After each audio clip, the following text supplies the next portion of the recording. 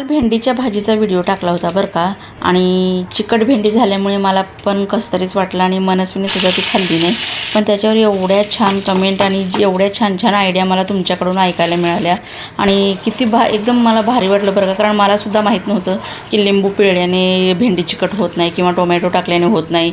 काही ताईंनी सांगितले की नुसती जरी भाजली ना भेंडी तव्यावरती तरी ती चिकट होत नाही. म्हणजे किती छान छान आयडिया आणि किती चांगलं मार्गदर्शन मिळालं.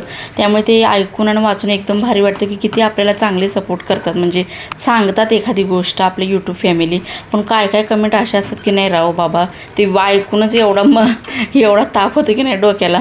त्यामुळे मी आता ठरवले ज्या आपल्याला चांगल्या सपोर्टिव्ह कमेंट असतात किती छान समजावून सांगतात त्या कमेंट्स मला पुन्हा पुन्हा वाचायला खूप खूप आवडतात बरं का. आणि ज्या अशा नेगेटिव्ह कमेंट असतात की नाही त्या मी ठेवणारच नाही. नाही का आपण म्हणत ज्या चांगल्या गोष्टी त्या घ्याव्या आणि ज्या चुकीच्या त्या दूर कराव्या. त्याचप्रमाणे चला मग असाच सपोर्ट राहू द्या तुमचा.